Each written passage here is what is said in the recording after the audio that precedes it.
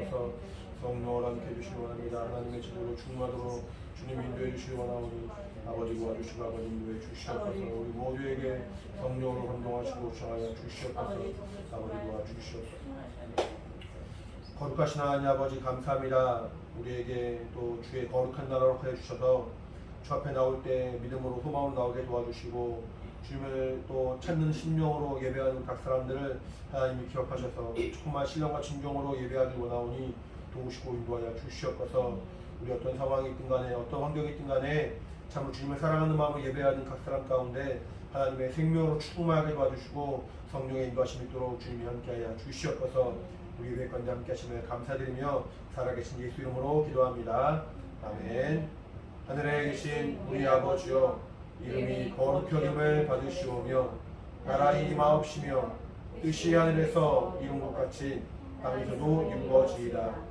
오늘날 우리에게 일용할 양식을 주옵시고 우리가 우리에게 죄 지은 자를 사하여 준 것 같이 우리 죄를 사하여 주옵시고 우리를 시험에 들게 하지 마옵시고 다만 악에서 구하옵소서. 나라와 권세와 영광이 아버지께 영원히 있사옵나이다. 아멘. 찬양.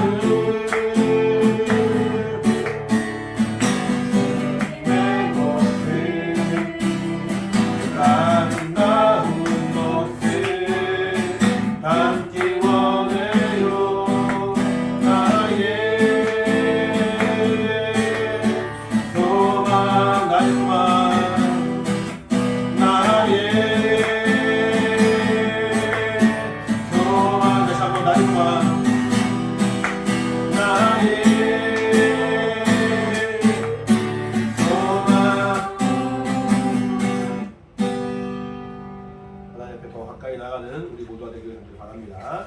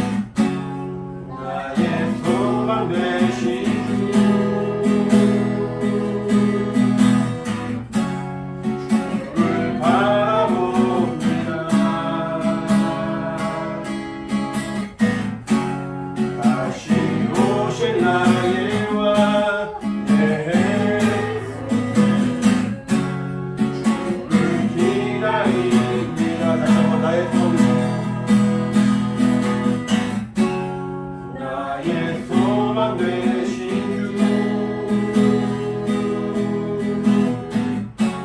주 주를 바라봅니다. 다시 오실 나의 왕 예수 주를 기다립니다. 밤이나 낮이나 어제나 오늘도 영원히 주만 찬양해. 괴롭고 슬플 때 낭만하며 넘어져도 언제나 주만 찬양하겠네. 밤이나 낮이나 어제나 오늘도 영원히 주만 찬양해. 괴롭고 슬플 때 낭만하여 넘어져도 언제나 주만 찬양하겠네. 밤이나 낮이나 어제나 오늘도 영원히 주만 찬양해. 괴롭고 슬플 때 낭망하여 넘어져도 언제나 주만 찬양하게. 밤이나 낮이나 밤이나 낮이나 어제나 오늘도 영원히 주만 찬양해.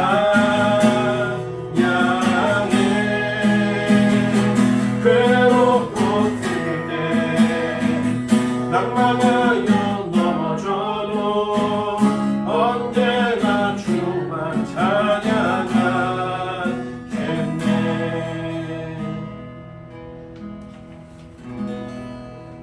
준비하려고 하는 시간입니다.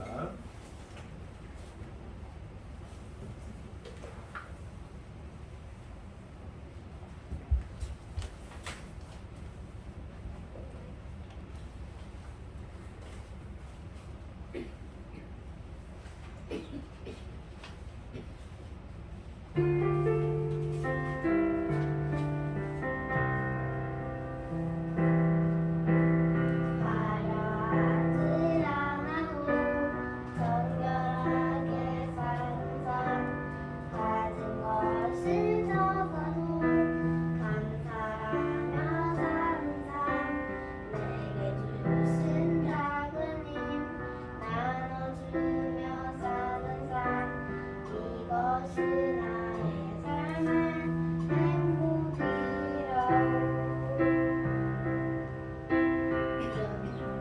일 많지만 기도할 수 있는 것, 억울한 일 많은 한 주를 위해 참는 것, 이 짧은 작은 삶, 주 뜻대로 사는 것, 이것이 나의 삶의 행복이라고.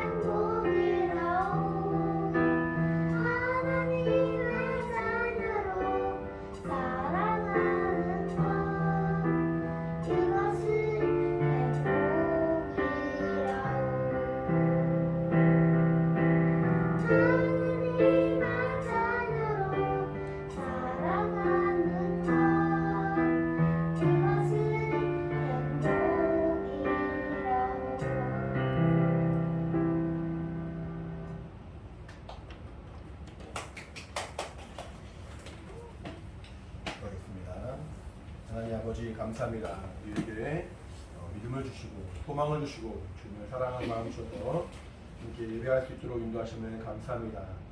한 자리에서 예배하는 자들이나 또 온라인으로 예배하는 자들이나 성령으로 함께 하셔서 하나님의 은혜와 위로와 성령의 증거가 충만할 수 있도록 도와주시고 믿음으로 주 앞에 나아가는 우리 모든 영혼이 될 수 있도록 주님 함께 하여 주시옵소서. 김태린 어린이, 김예원 어린이, 김예빈 어린이 또 주 앞에 이렇게 귀한 예물 드렸습니다. 하나님 아버지 어릴 때부터 하나님을 분명히 만나는 믿음의 증거와 성령의 역사에 있도록 주님 함께 해주시며 권영희 이사님, 이현재 이사님 또 김도주 신자 가정에서 주 앞에 헌금했습니다. 하나님 아버지 또 온라인으로 헌금한 영혼들도 기억해 주셔서 한 명 한 명 하나님의 위로와 인도하심과 붙으신 가운데 영혼이 풍족하고 정말 육체의 모든 사람이 하나님의 도우심으로 정말 위로를 얻고 힘을 얻는 믿음의 역사에 있도록 주님 함께하여 주시옵소서. 먼저 그 나라와 그 일을 구하는 우리 모든 각각의 심령 가운데 주님이 약속하신 대로 더하시는 하나님의 증거가 있기를 원하오니 영혼과 육체 정말 평안으로 함께하시고 인도하여 주시옵소서. 이 시간 또 주의 말씀을 들을 때 성령으로 함께하사 말씀을 전하는 자나 듣는 자가 또 오직 한 성령으로 주 앞에 나가는 믿음의 증거가 있도록 주님이 역사하시고 인도하여 주시옵소서. 감사드리며 예수 이름으로 기도합니다. 아멘. 믿음으로 응답 우리 모든 영혼들에게 하나님의 신령한 복 있기를 예수 이름으로 축원합니다. 할렐루야. 같이 말씀 보겠습니다. 하나님 말씀은 마태복음 14장입니다. 마태복음 14장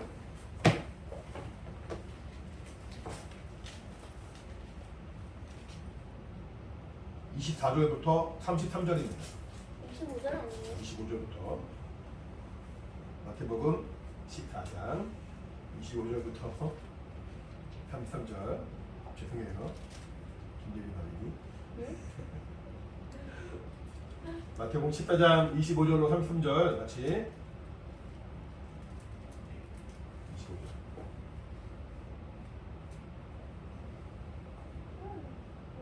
같이 읽겠습니다. 시작. 밤 사경에 예수께서 바다 위로 걸어서 제 아들에게 오시니 제 아들이 그 바다 위로 걸어오심을 보고 놀라 유령이라 하며 무서워하여 소리 지르거늘 예수께서 즉시 일어나실 때 안심하라 내니 두려워 말라.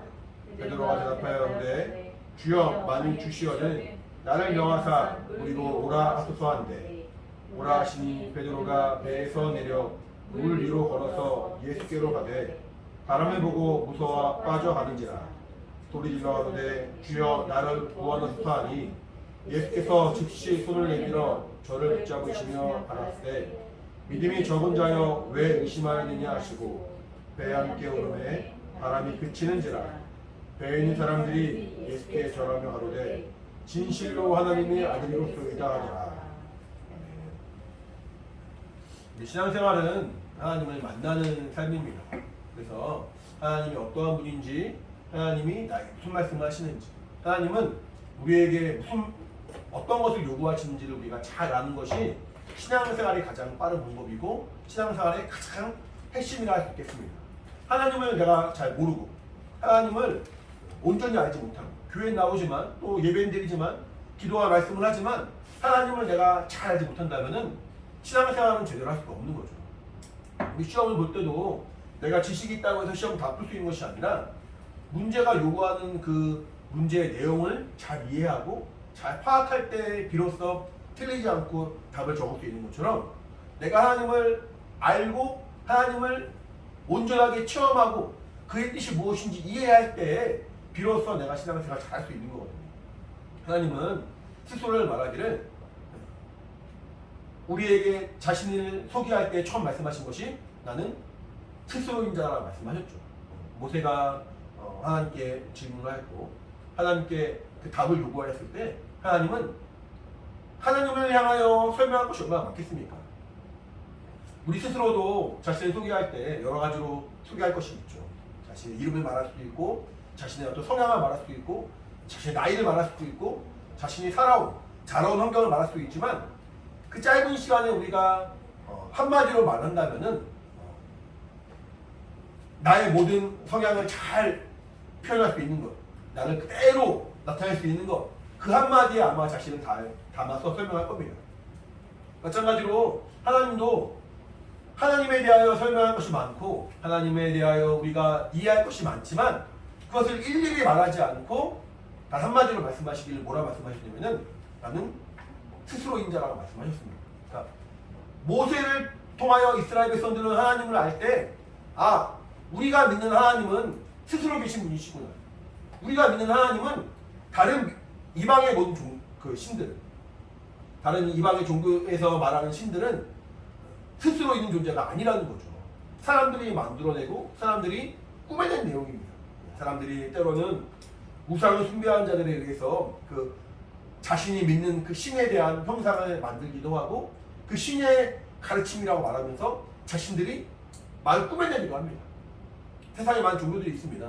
세상에 많은 사람들이 각각의 어떤 그런 종교를 가지고 어떤 사람은 절에 가기도 하고 어떤 사람은 이슬람을 섬기기도 하고 어떤 사람은 사실은 뭐 기독교의 모습과 비슷하긴 하지만 천주교에서 신앙생활을 하기도 하죠. 천주교를 제가 왜 이렇게 이방 종교처럼 말하냐면은 성경에서 말하고 있는 그대로 믿는 것이 아니라 성경에서 있는 그 말들을 자신들 임의대로 해석을 하고 임의대로 표현한 부분들이 있기 때문에 하나님의 말씀과는 좀 어긋난 부분이 있어서 천주교회를 제대로 된 기독교회라고 사실 말하기 어렵죠. 어쨌든 간에 뭐 다른 종교를 이렇게 비판하는 것이 아니라 그 사람들은 사람들이 만들어낸 어떤 그런 이론, 사람들이 만들어낸 어떤 그런 내용들을 가지고 설명을 한단 말입니다. 하지만 신앙, 우리가 믿는 참 하나님은 사람들이 지어낸 글이 아니라 모세가 비록 적었지만 또 사도 바울이 적었지만 사람들이 지어낸 말이 아니라 하나님이 깨닫게 하시고 하나님이 알려주시고 하나님이 보여주신 그대로 적었다는 거예요. 이스라엘 사람들이 광야 생활하면서 하나님을 섬기는 그런 생활을 했습니다. 하나님을 섬기는 생활을 성막이라는 어떤 그런 천막 안에서 하나님을 섬기는 성막이라는 천막 아래에서 하나님을 섬깁니다. 우리가 이제 캠핑 같은 데 가면은 텐트를 치죠. 텐트를 치면은 그 천을 이렇게 불러서 바깥과 그 안을 구별하고 그 안에서는 그 텐트를 친 사람이 머물 수도 있고 잠을 잘 수도 있고 쉴 수도 있는 그 공간을 마련하는 것처럼 그런 식의 어떤 똑같은 형식은 아니지만 텐트를 칩니다. 이렇게 뭐 성막이라고 하지만 사실은 텐트를 말하는 거예요. 텐트를 쳐가지고 그 안에서 하나님을 섬기는 예법을 거행을 하죠. 제사를 지내기도 하고 하나님을 믿는 그 믿음의 과정들을 이 텐트 안에서 성막 안에서 이스라엘 사람들을 이렇게 하나님을 섬기는 과정들을 진행을 했습니다. 근데 성경 보시면 뭐라고 말하냐면은 모세가 그 성막을 지을 때 모세가 그 천막을 지을 때 길을 이렇게 하면 좋겠다 저렇게 해라 라고 임의로 말한 것이 아니라 모세가 어떤 지혜가 있어서 어떤 영감이 있어서 이런 크기로 이런 모양으로 하면 좋겠다라고 말한 것이 아니라 하나님이 보여주신 그 식양대로 그 형식과 모양대로 하나님이 보여주신 그대로 성막을 지었다 성경은 말하고 있습니다. 하나님이 먼저 모세에게 보여주신 것이 있고 모세는 하나님의 보여주신 그대로 본 그것을 설명하여서 이제 이스라엘 사람들과 함께 성막을 지어나가죠. 그러니까 성막에서 하나님을 섬기는 것 이것이 성경에서 가장 핵심이에요. 성막, 하나님 섬기는 전, 하나님 섬기는 하나님의 그 예배한 공간 그곳에서 하나님 섬기는 것 이 두 가지가 성경의 핵심인데 하나님을 섬기는 그 성막을 만들 때에도 그렇고 섬기는 방식을 이스라엘 사람들에게 알려줄 때도 그렇고 모세는 절대로 자기 임의대로 하지 않았다는 거예요. 자기 임의대로 하지 않고 하나님이 알려주신 그대로 하나님 보여주신 그대로 소개하고 알려주고 순종함으로 말미암아 이스라엘 백성들이 하나님을 온전히 섬길 수 있도록 그 길을 열어주었습니다. 왜냐하면 하나님은 사람들이 만들어낸 신이 아니기 때문에 그래요. 하나님이 임의로 만들어내고 상상하고 꾸며내고 사람들이 뭔가 어떤 교훈을 주기 위해서 가르침을 주기 위해서 머릿속으로 만들어낸 존재가 아니라 실제로 계신 분이시고 실제로 모든 만물을 창조하신 분이시고 실제로 그분은 스스로 계신 분이신지라 그분의 말씀을 듣고 그분의 말씀에 순종하는 것이 우리의 살아갈 유일한 방법이라는 거죠. 하나님을 인정하는 그 믿음 하나님의 살아계심을 인정하고 그분의 음성을 들으려는 그 마음이 신앙생활의 첫걸음입니다. 나는 하나님의 그 음성을 듣지 않고는 살 수 없습니다. 나는 하나님의 그 말씀을 통하여 내 어떤 삶의 방향을 정하겠습니다. 내 어떤 지식과 내 지혜와 살아온 우리 생활 가운데 우리가 쌓은 지식이 얼마나 많습니까? 인간 간의 관계도 그렇고 부모 자식 간에 친구 간에 또 어떤 사회생활하는 가운데 우리가 나름대로의 어떤 그런 규칙과 법칙이 얼마나 많습니까? 그래서 우리는 때로는 상대방에게 무례하게 행동하지 않고 뭔가 존중하면서 겸손하게 하는 모습을 사회에서 미덕으로 삼잖아요. 그래서 우리는 그렇게 살아왔습니다. 그렇게 살아온 자체가 잘못된 것은 아닙니다. 하지만 내 어떤 살아온 습관, 내 상식, 사람들이 간의 어떤 교류를 통하여 얻은 우리의 어떤 지식들이 하나님을 믿고 하나님 섬기는 그 믿음의 밑바탕이 되는 것이 아니라 나의 생각과 나의 어떤 삶이 기본이 아니라 하나님의 말씀이 하나님을 아는 것이 우리 신앙의 가장 시작이요 기본이요 근간이 된다는 거거든요. 그래서 사도 바울이 몇 번 제가 말씀드렸지만 저가 율법에 능한 자였고 하나님의 말씀에 정말 정통한 자였고 오랫동안 공부한 자였지만 그가 하나님을 잘 섬긴다고 섬겼는데 하나님을 잘 알려고 했고 아까 말한 것처럼 하나님을 알아야만이 제대로 하나님 섬길 수 있으니까 나름대로는 하나님을 잘 알려고 했고 하나님의 말씀을 깊이 연구함으로 말미암아 하나님을 잘 섬기려고 했는데 저가 율법을 통해 하나님을 볼 때와 예수 그리스도를 통해 하나님 볼 때와는 차원이 달랐다는 거예요. 예수는 하나님을 그대로 보여주신 분이에요. 율법은 하나님의 말씀을 기록한 글이요. 그 율법도 하나님을 표현하고 하나님 설명한 글이지만 율법은 전달해준 그 매개체가 다르죠. 천사가 전해줬고 그 율법의 행위로서는 율법의 어떤 그 가르침을 통해서는 우리의 행동, 육체의 율법만 섬길 수밖에 없도록 한계가 있지만 하나님을 누구보다 잘 아시는 분, 하나님의 아들, 하나님이신 그분이 이 땅에 오셔서 그가 우리에게 하나님을 보여주셨습니다. 그 율법을 통해서 하나님을 잘 섬겼지만 율법에는 한계가 있어서 하나님을 제대로 못 섬겼던 바울이 예수를 바라보니까 율법을 통하여 섬겼던 그 믿음이 정말 아무것도 아닌 것처럼 보인다는 거예요. 이것이 무의미하다는 말은 아니지만 예수를 통하여 하나님을 섬기는 것이 얼마나 가치 있는 것인지를 너무 깊이 알았다는 거예요. 그래서 예수 그리스도를 아는 가장 고상한 지식이라고 말하죠. 세상에 많은 지식이 있습니다. 세상에 많은 학문이 있고 그래도 세상에서 가장 고상한 지식이라고 말했던 율법의 그 가르침을 사도 바울은 열심히 공부했지만 예수님과 비교해보니까 마치 태양빛 안에 있는 반딧불처럼 반딧불이 눈에 보이겠습니까? 반딧불은 언제 보이냐면은 깜깜할 때, 어두울 때, 한밤중에만 보인단 말이에요.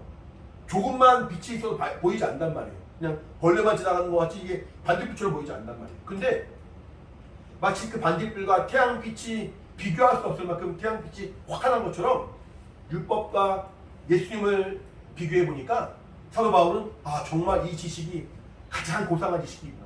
이 가장 고상한 지식을 내가 보니 이 기존의 지식들은 배설물과 같구나 라고 말할 정도로 사도 바울의 눈이 확 열리고 하나님을 제대로 섬기게 되었다는 거예요. 바울이 하나님을 제대로 본 다음에 자신의 모습을 보니까 그 말씀 안에 거하고 그 말씀으로 말미암아 생명을 공급받는 것이 얼마나 값진 것인지 중요한 것인지 알았고 성경은 그거에 대해서 말하고 있습니다. 우리가 신앙생활할 때 하나님이 얼마큼 크신 분이신지 얼마큼 우리에게 은혜를 베풀어 주시고 사랑을 베풀어 주신 분인지를 아는 사람과 그렇지 않은 채 교회만 다니는 사람과의 그 신앙의 차이는 너무나도 비할 바가 아니겠죠. 몇 번 말씀드렸지만 죄라는 것은 하나님의 말씀으로부터 어긋난 것을 말합니다. 하나님의 말씀과 상관없고 하나님의 가르침과 무관한 삶을 말하는 것이죠. 결국 하나님이 원하시고 기뻐하신 뜻과는 무관한 삶이 죄라는 거예요. 하나님은 우리로 하여금 하나님의 말씀으로 그 영혼의 양식이 들어갈 수 있도록 우리 영혼이 살 수 있도록 원하시고 말씀을 주신 분이시죠. 그래서 누구든지 하나님의 말씀을 듣고 믿고 그 안에 거한 자는 하나님의 생명을 공급받습니다. 그래서 말씀드린 것처럼 지난번에 말씀드린 것처럼 사람이 떡으로만 살 것이 아니요 하나님 입으로 나는 모든 말씀을 살 것이라 말하고 있잖아요. 하나님 말씀에 순종하고 그 말씀 안에 온전히 거하는 것이 우리 영혼이 살 길인데 그 말씀에서 벗어난 것, 그 말씀을 거부한 것, 그 말씀을 받아들이지 않고 그 말씀에서 어긋난 것, 이것이 죄의 시작이라는 거예요. 이것이 처음 마귀가 인간에게 행했던 그런 죄의 유혹이었던 거죠. 하나님이 선악을 알게 한다고 실과를 따먹지 말라 말씀하셨을 때 마귀가 와가지고 뱀의 모습으로 와가지고 저거 먹어라, 저거 먹어라, 저거 먹으면은 하나님처럼 된다, 하나님처럼 된다. 자, 하나님처럼 된다는 말은 뭐예요? 우리 하나님이 아니잖아, 그렇죠? 하나님만이 모든 만물을 창조하신 분이시고 하나님만이 모든 만물을 생명을 주신 분이시고 하나님만이 아까 말한 것처럼 스스로 계신 분이신데 우리는 스스로 있을 수가 없잖아요. 스스로 있을 수 없다는 말은 뭡니까? 누군가에 의해서 지음받았다는 말이고 나의 그 외부로부터 어떤 생명이 공급받아야 된다는 말이잖아요. 음식을 먹든지 뭔가 공급을 받아야만이 그 생명을 유지할 수 있다는 거잖아요. 근데 마귀가 뱀의 형상으로 하와에게 유혹할 때는 너도 그거 먹으면은 하나님처럼 된다는 말이야. 하나님처럼 된다는 말은 뭐냐면은 스스로 있는 존재가 된다는 거예요. 처음에 있을 때는 하나님이 지으셨지만 이후로는 하나님의 공급하심이 없이 하나님의 도우심이 없이 살 수 있는 스스로 살 수 있는 존재가 된다라고 속이는 거예요. 그 말을 듣고 보니까 그 과일이 선악을 알게 하는 그 열매가 얼마나 탐스러운지 보암직도 하고 먹음직도 하고 지혜롭게 할 만큼 탐스럽기도 하지. 과실을 보니까 그전에는 몰랐는데 너무 먹고 싶은 거예요. 그 말은 뭡니까? 너무 하나님 되고 싶은 거예요. 하나님처럼 되고 싶은 거예요. 하나님처럼 되고 싶다는 말은 더 이상은 하나님의 도우심과 공급하심 없이는 사는 것이 아니라 내 힘과 내 수고와 내 노력을 살겠습니다 라고 말하는 것과 똑같은 거거든요. 이게 죄의 시작인 거예요. 이것을 우리가 깨닫고 돌이키고 회개하고 믿음으로 나온 과정이 신앙생활인 거잖아요. 이전에는 내가 하나님 몰랐습니다. 이전에는 내가 하나님과 상관없이 살았고 이전에는 내가 하나님의 공급하심을 사모하지 않았습니다. 근데 이제는 언제부턴가는 내가 하나님의 그 말씀을 듣기를 사모합니다. 언제부턴가는 내가 하나님께 예배하기를 사모합니다. 언제부턴가는 내가 하나님의 그 음성을 들어야만 살 수 있다는 그 확신이 생겼습니다. 이것이 신앙생활의 시작이거든요. 신앙생활의 기본은 하나님을 인정하는 거예요.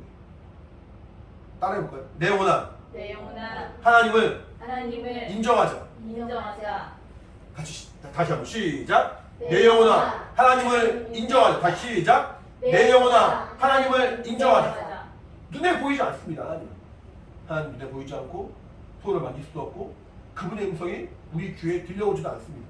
하지만 하나님의 살아계심을 인정하는 것, 하나님뿐 아니라 성경에 말하고 있는 영적 존재, 하나님과 하나님의 그 일들을 수종하는 천사, 원래는 하나님의 그 일을 수종하고 도와야 되지만 타락한 마귀, 타락한 천사의 마귀, 그리고 우리 영혼도, 우리 각 사람도 영적인 존재라는 거예요. 영적인 어떤 실상에 대해서 우리가 인정하지 않으면 신앙생활을 할 수가 없어요. 아까 말한 것처럼 세상의 종교들은 어떤 뭔가 윤리적인, 도덕적인, 어떤 종교적인 어떤 색채가 있어서 가서 수양하고 훈련하고 자신을 돌아봄으로 말미암아 뭔가 스스로의 그 만족감을 줍니다. 인격이 수양되고 착한 행실을 통해서 마음에 큰 어떤 그런 위로가 있습니다. 근데 신앙생활은 하나님의 살아계심을 인정하는 거예요. 하나님의 살아계심을 인정하고 하나님의 말씀에서 벗어난 어긋난 마귀의 그 영적인 존재를 분명하게 인정하고 내가 하나님의 말씀 안에 거하고 하나님 말씀 안에 순종해야 되는데 그렇지 않으면 마귀에게 속한 자요, 마귀로 말미암아 지옥 갈 자요, 하나님 관계없는 자가 될 것이다라는 그 영적인 실상에 대해서 인정하고 나 역시 영적인 존재인지라 육체의 삶이 전부가 아니라 육체의 삶이 마친 그 다음에는 영혼의 삶이 분명하게 들어간다. 이 사실을 인정하지 않으면 신앙생활을 할 수가 없어요. 영적인 실상. 성경에서 말하고는 세 부류의 영적 존재. 하나님과 천사. 이 천사 중에는 타락한 자가 같이 들어가 있죠. 천사 그리고 사람. 이 세 영적 존재에 대해서 인정하고 그 안에 거하지 않으면은 그것을 받아들이지 않으면은 신앙생활이 제대로 될 수가 없습니다. 영적 생활, 신앙생활이 아니라 종교생활이 됩니다. 종교생활. 그냥 자기만 수양하는. 첫 번째는 영적인 존재를 인정하는 것이 신앙생활의 기본이고요. 두 번째는 이 말씀이 생명의 말씀인 것을 인정할 수 있어야 돼요. 이 말씀이 사실이요, 하나님 약속이요, 영원히 변하지 않는 참 진리인 것을 인정해야 돼요. 그래서 우리가 성경을 통해서 아까 영적인 존재도 알았던 것처럼 성경을 통해서 죄가 무엇인지, 의가 무엇인지, 하나님의 구원이 무엇인지, 영생이 무엇인지, 영광의 나라가 들어가는 그 정말 소망이 무엇인지를 깊이 알고 믿고 그 약속의 말씀을 인정하는 것이 신앙생활의 기본이 되는 거예요. 두 가지가 중요합니다. 첫 번째는 영적인 존재, 영적인 실상에 대해서 인정하는 것이 중요하고, 두 번째는 이 말씀이 참 진리요 변치 않는 하나님의 약속인 것을 인정하는 것이 중요합니다. 이 두 가지만 제대로 준비가 되어 있다면 신앙생활을 너무너무 잘할 수 있어요. 막 어렵고 힘들고 고통스러울 수 있죠. 신앙생활이 살아가는 모든 삶이 그럴 수 있죠. 때로는 육체가 아프기도 하고, 때로는 마음의 어려움이 있기도 하고, 때로는 누군가 갈등이 생기기도 하고, 때로는 물질로 어려움을 당하기도 하고, 때로는 내가 생각하지 못했던 많은 어려움들이 있어서 삶 자체가 고난의 연속이죠. 참 이렇게 고통스러운 그 어떤 우리의 그 어려움들이 계속해서 이어지는 것이 우리 삶인 것 같아요. 우리 이렇게 즐겁고 행복한 것이 마냥 가진 않거든요. 막 좋았다가도 좀 지나면 막 화가 나기도 하고, 원망하기도 하고, 불평하기도 하고, 어렵기도 하고, 이런 그 어려운 삶의 연속인데, 그럼에도 불구하고 우리가 이 삶 가운데 넉넉히 승리하고 넉넉히 감사할 수 있는 것은 영적인 존재가 있다는 거. 하나님 정말 계신다. 정말 하나님 계신다. 나도 정말 영적인 존재다. 내가 원래 마귀에게 속한 자였는데 하나님의 자녀가 되었다. 이 기쁨, 이 하나님의 약속이, 이 말씀이 거짓이 아니다라는 확신, 말씀에 대한 확신, 이 두 가지만 잘 있으면은 신앙생활을 너무너무 즐겁게 행복하게 할 수 있습니다. 하나님은 우리에게 정말 그 하나님을 믿을 수 있는 그 영적인 요소를 우리에게 주셨고, 우리에게 영혼을 주시면서 영적인 요소를 주셨고, 성경을 통하여 하나님을 믿도록 우리에게 알려주십니다. 신앙생활을 하다 보면은 우리 이렇게 나만 이렇게 믿는 것이 아니라 나의 가족도 있고 또 주변에 안 믿는 사람들도 있고 하다 보니까 때로는 그 사람들이 볼 때 우리의 신앙이 약간 이해가 안 되기도 하고, 우리의 신앙이 좀 이렇게 어리석어 보이기도 하고 그럴 때가 있습니다. 그래서 사람들 말하기를 이렇게 지혜롭게 해야 되지 않겠냐, 합리적으로 해야 되지 않겠냐, 너무 이렇게 교회만 너무 신앙생활에만 몰두하는 거 아니냐라고 말하는 사람들 너무나 많습니다. 주변에 그런 사람이 너무나 많죠. 하지만 그 사람들의 그 말을 보면은 또 그 말이 또 이해가 안 되는 것도 아니에요. 그치, 나만 사는 존재가 아닌데, 나만 사는 생활이 아닌데, 더불어 사는 생활인데, 뭔가 합리적으로 이성적으로 해야지, 뭔가 누가 막 보더라도 이해할 수 있을 어떤 그런 범위만큼 해야지. 참 너무나도 지혜로운 삶인 것 같습니다. 근데 또 어떤 사람은 오직 하나님의 말씀대로 살려고 하는 사람이 있죠. 오직 하나님이 말씀하신 대로, 계시하신 대로, 알려주신 대로, 명령하시면 살려는 사람들이 있죠.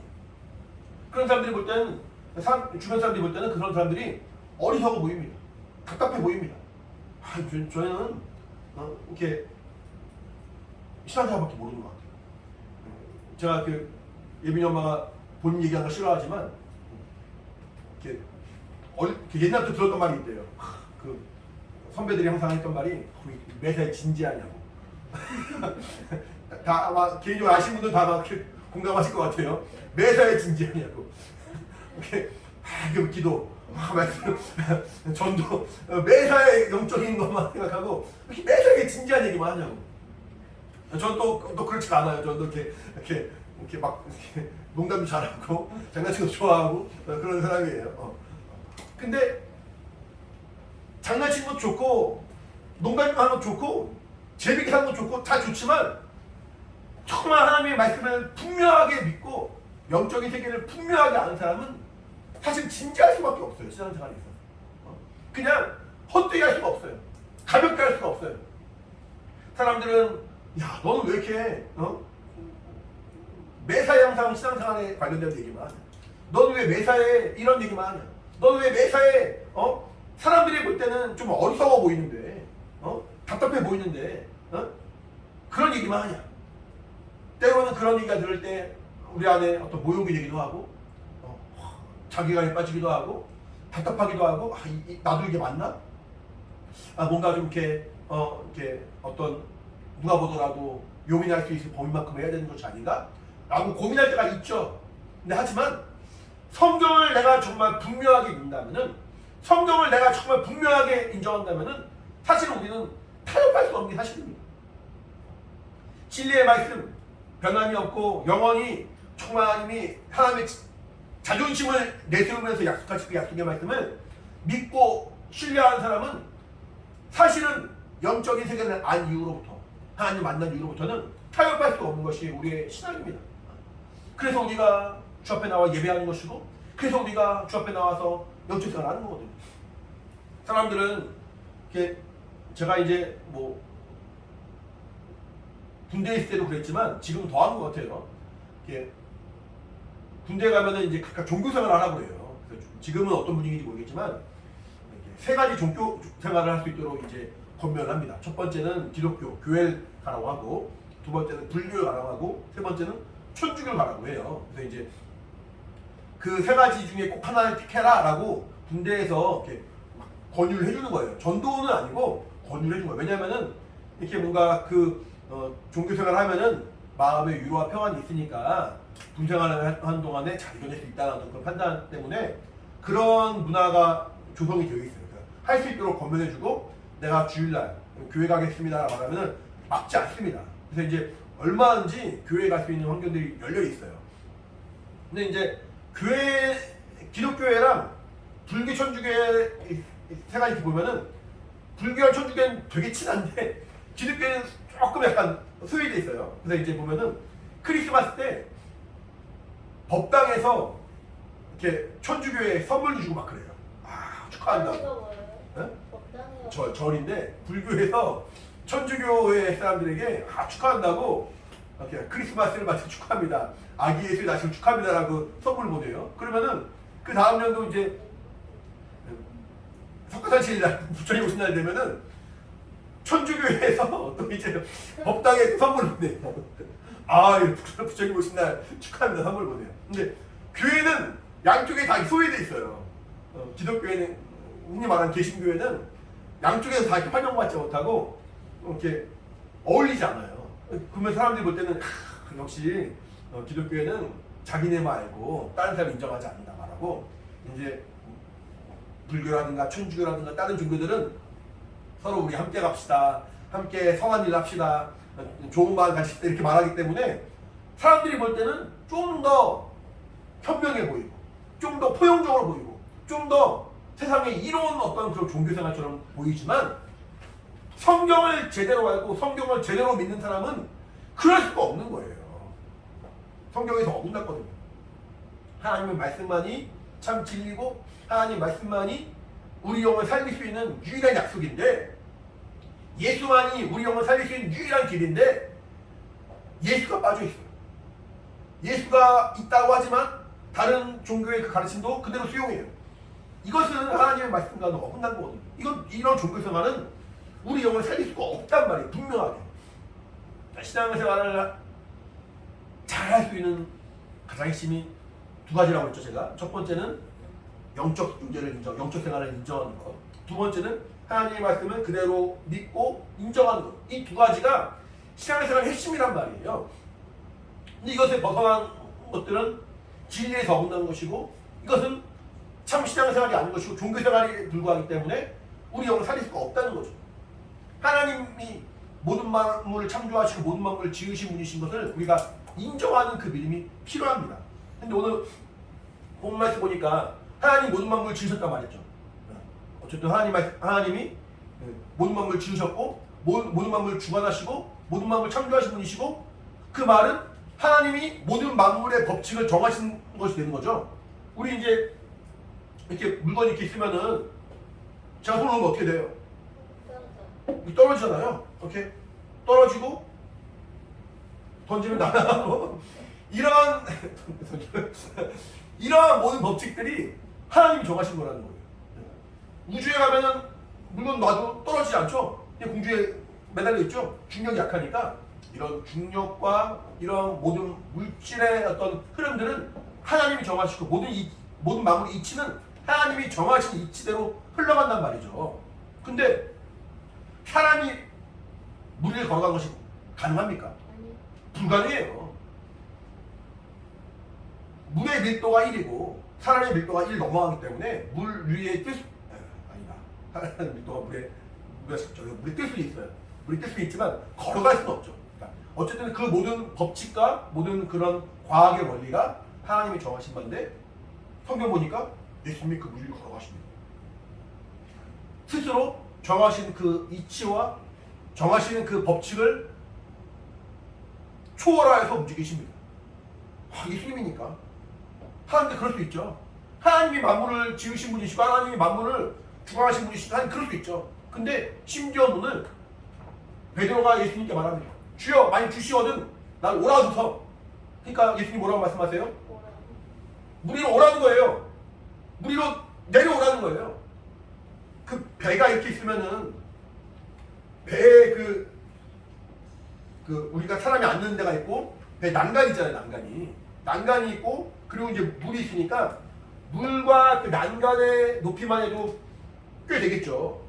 그러니까 그 뗏목 같은 게 아니니까 뗏목처럼 그 나무만 있고 바로 물이 있는 게 아니니까 아마 이제 사람들이 있는 사람들 보호하는 그 난간과 그 물과의 그 높이차가 있습니다. 그러니까 그 위에서 뛰어내렸는지 아니면은 발을 탁탁 낸지 모르겠지만 베드로가 무리를 걸어갔습니다.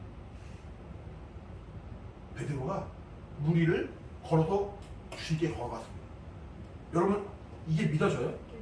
안 믿어져요? 베드로가 물 위로 걸어갔는데 안 믿어져요? 모르겠어요. 모르겠어요? 내 생각으로는 이해가 안 되는 거예요. 그러니까 신앙생활은 내 생각과 내 지식과 내 상식으로 나가는 게 아닌 거예요. 아까 말했죠? 이 성경의 말씀 그대로 믿는 것이 신앙이라고. 하나님의 살아계심을 인정한 하나님이 모든 만물을 지으시고 통치하시고 주관하신 분이심을 인정하는 것이 신앙생활 첫 번째고 이 약속의 말씀을 우리가 그대로 신뢰하는 것이 두 번째인데 하나님은 모든 만물을 지으신 분이시기 때문에 그가 명령하면 죽은 자를 살리시고 그 다음 뭐예요? 네? 하나님은 죽은 자 살리시고 모르겠어요. 그래 없는 것도 있는 것처럼 부르신 분이세요. 죽은 자 살리시고 없는 것도 있는 것처럼 부르신 분이신데 그가 베드로로 하여금 무리를 못 걸어가게 하시겠냐는 거예요. 우리의 지혜로는 말이 안 되지만 우리의 상식으로는 말이 안 되지만 무리를 걸어가게 하시냐 하나님이시란 말이에요. 주님이 오라 명령하십니다. 그러니까 베드로가 걸어갑니다. 정말 하나님이 정하신 그 법칙을 초월해서 이 세상에 움직이는 그 법칙보다 더 뛰어난 법칙이 하나님 말씀이거든요. 그러니까 그 말씀으로 그 법칙을 초월해서 베드로가 걸어갑니다. 예수님이 베드로에게 오라 말씀하셨어요. 여러분이 베드로 입장이라면 예수님이 오라 말씀하실 때 갈 수 있겠어요? 갈 수 있겠어요? 주님이 오셔야 되는 거야. 주님이 오셔야 돼. 전 못 가니까 주님이 오세요. 주님 오라고 말씀하시는데 주님 오셔야 되는 거 아니에요? 서로 막 말싸움하고 있어. 네가 오라고. 무서울 것 같은데. 무섭죠. 하지만 예수님이 오라고 말씀하시면은 내 상식을 초월하지만 갈 수 있는 것이 신앙이다. 그럼 물 차갑잖아요? 물이 차갑겠죠. 근데 물이 안 빠졌으니까.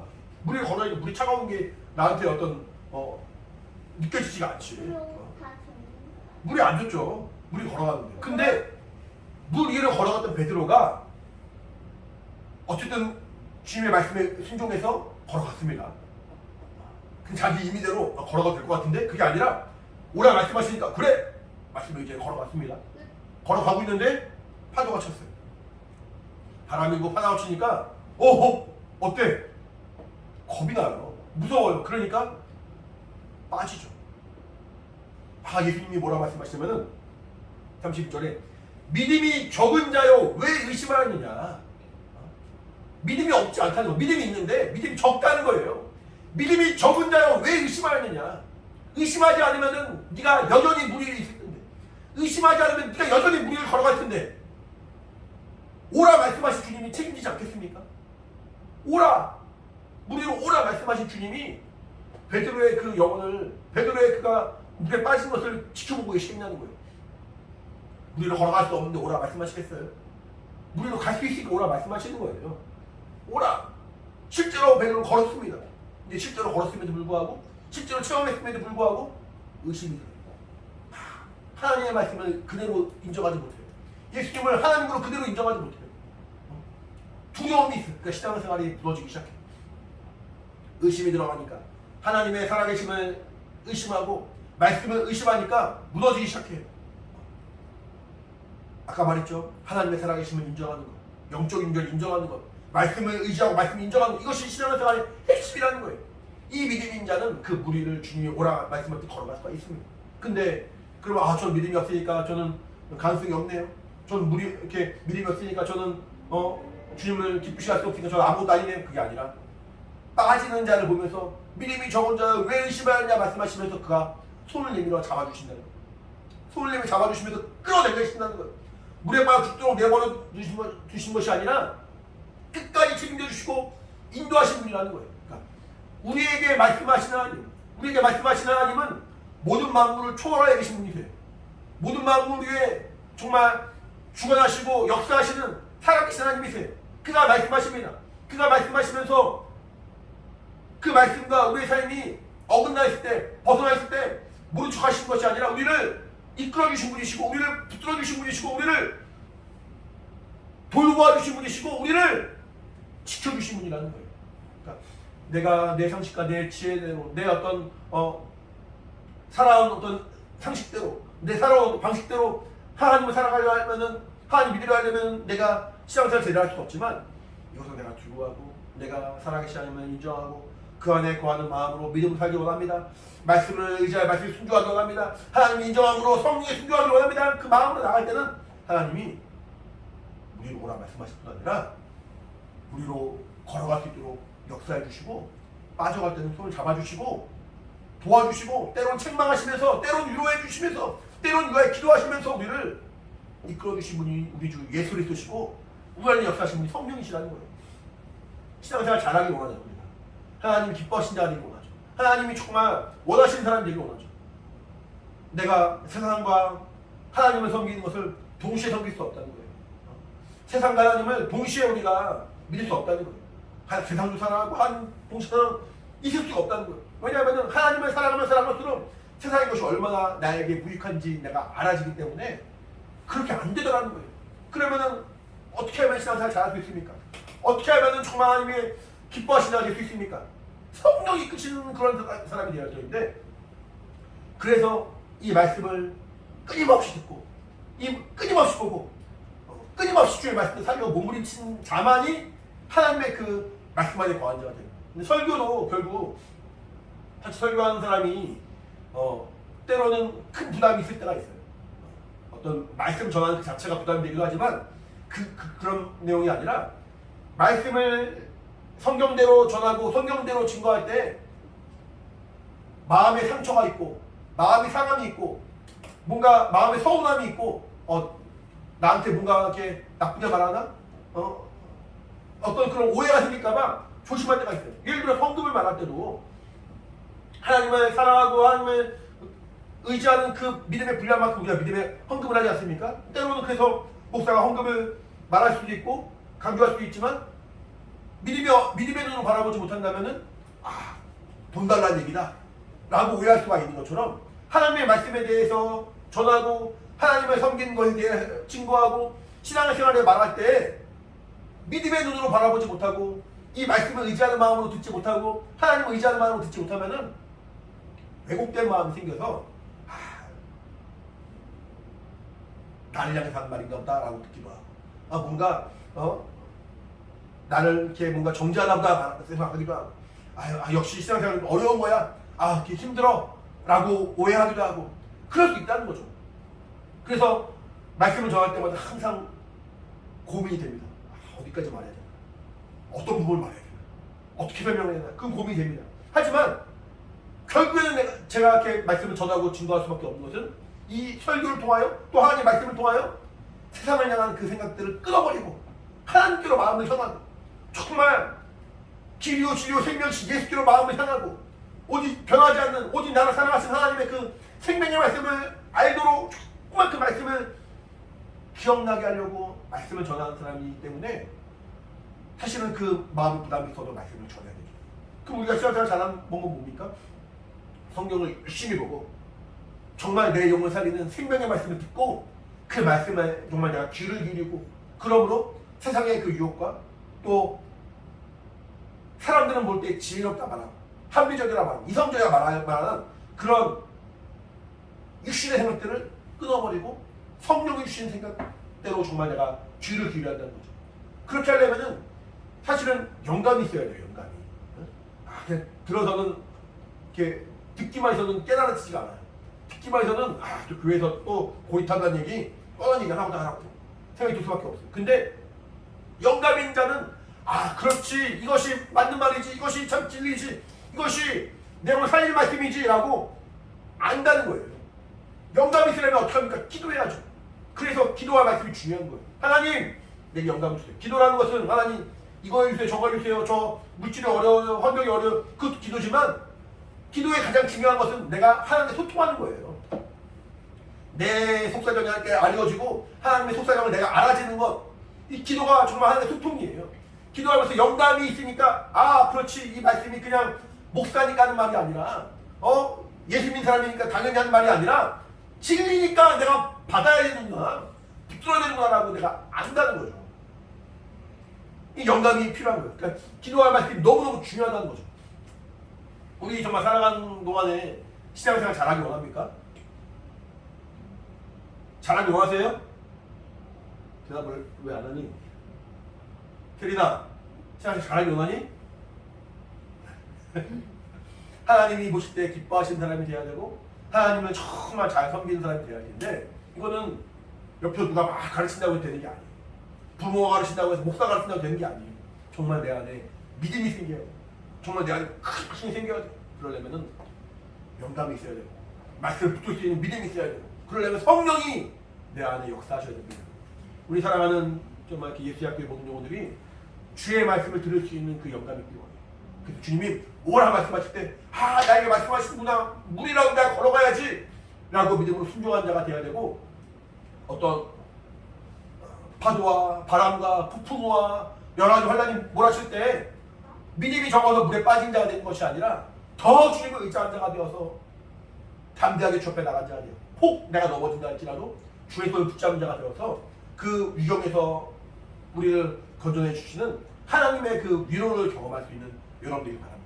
그러할 때 우리의 믿음이 견고하게 주 앞에 나가는 것이고 하나님 기뻐하시는 사람이 될 것입니다. 같이 좀 기도할 텐데, 이 시간 정말 내게 성령으로 함께 하사 정말 하나님을 잘 섬기기 원합니다. 내가 참 하나님께서 기뻐하신다는 게 원합니다. 주님이 오라 말씀하시면은 내가 그 명령하신 그 과정이 물일지라도 혹은 불 속이라도 내가 순종하며 나갈 수 있는 참 믿음이 있기를 원합니다. 성령으로 역사하시고 인도하여 주시옵소서. 나를 정말 깨워주시고 나의 영감을 주시고 주의 말씀을 의지하게 하시고 하나님을 의지하게 하시고 오직 하나님의 뜻대로 살 수 있는 믿음이 역사할 때 오늘 성령으로 감동하시고 인도하여 주시옵소서. 우리 예수 여러분 같이 기도하겠습니다. 예수여, 하나님 아버지 성령으로 감동하여 주시옵소서. 하나님의 은혜와 신으로 충만으로 주님 함께 주시기 원하오니 아버지 도와주시고 아버지 인도해 주시옵소서. 모든 만물의 주인이신 주님께서 우리에게 명령하시고 말씀하실 때 아버지 우리의 상식과 우리의 지혜와 우리의 정말 아버지 지난날의 삶들을 아버지 우리가 내세운 것이 아니라 오직 주의 말씀에 순종하며 주의 말씀에 따라가는 믿음의 삶이 원하오니 아버지 함께 하시고 아버지 인도해 주시기 원합니다. 주의 성령을 한동하여 주시옵소서. 하나님의 은혜와 신으로 함께 주시고 영감을 더해 주시기 원하오니 아버지 도와주시고 더해 주시옵소서. 영감을 주시옵소서. 살아계신 하나님의 인정하는 믿음을 더해 주시고 주의 약속의 말씀에 순종하는 아버지 그 말씀 안에 우리의 거하는 믿음의 순종을 덮어주시기 원하오니 아버지 함께 하시고 아버지 인도해 주시기 원합니다. 살아서 역사하신 하나님의 은혜로 아버지 충만하게 일러주시고 아버지 영감으로 정말 나아가길 원하오니 아버지 도와주시고 아버지 인도해 주시옵소서. 주의 말씀에 귀를 기울이고 주의 영성에 충만 순종할 수 있는 아버지 믿음의 삶이 원하오니 우리 예수님께 모든 기억하시고 아버지 인도해 주시옵소서. 하나님의 은혜와 신하 충만이 원하오니 성령으로 도와주시고 아버지 인도해 주시옵소서. 하나님의 그 신으로 도와주시고 원하오니 아버지 역사하시고 아버지 인도해 주시옵소서. 믿음을 인도하시고 은혜를 인도하시고 하나님의 신으로 충만으로 성령으로 역사하시고 아버지 인도해 주시옵소서. 살아서 역사하시는 하나님 아버지, 우리에게 오늘도 말씀하시고 인도하시고 우리 이끌어주심을 참으로 감사합니다. 하나님 아버지, 주의 말씀을 들을 수 있는 영감을 우리에게 주시고 그 말씀을 참으로 신뢰하고 인정하는 믿음을 더하시며 그 정말 믿음 안에 순종이 있도록 역사하셔서 하나님의 정말 역사를 볼 수 있는 우리 삶이 될 수 있도록 주님 인도하여 주시옵소서. 연약한 애들 넘어지고 쓰러지나 우리의 손을 붙잡아 주시고 조금만 우리를 위경에 던져내실 우리 주 예수 그리스도의 그 도우심을 우리가 또 의지합니다. 하나님 아버지 담대하여 승리하게 하시고 오직 주님만 바라보는 참 믿음의 사람 되어서 성령으로 인도받도록 주님 함께 하시고 인도하여 주시옵소서.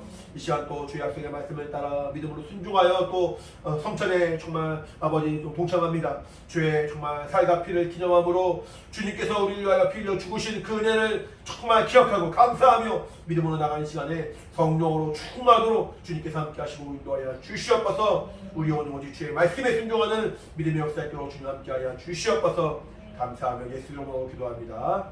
아멘.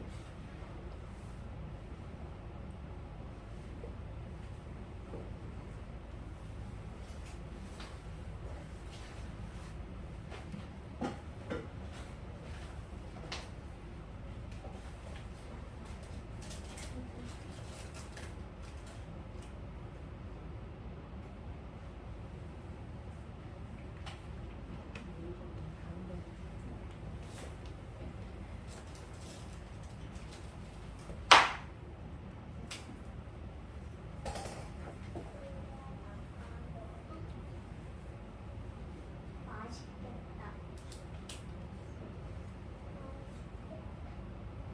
내가 따라해봐.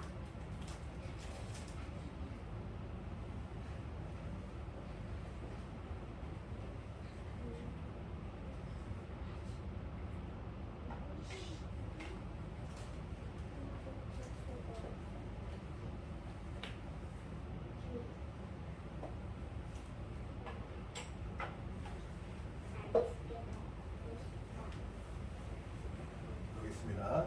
하나님 아버지 주님 약속하시고 명령하신 대로 성찬을 잘 마쳤습니다. 우리 평생 주님께서 우리를 위하여 죽으신 그 은혜를 기억하고 피 흘리신 공로를 정말 또 의지하며 주의 말씀에 순종하는 믿음의 사람 되어서 주님이 다시 오실 그날까지 예수의 죽으심을 증거하는 예수의 증인 될 수 있도록 인도하여 주시옵소서. 하나님의 은혜와 생명 충만하도록 성령으로 감동하시고 역사하여 주시옵소서. 감사함이 있음으로 기도합니다.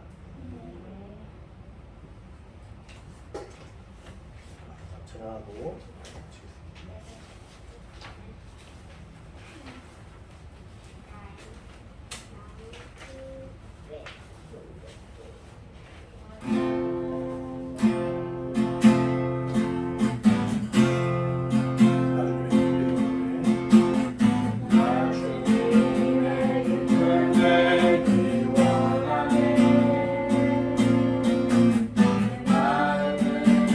새롭게 하소서.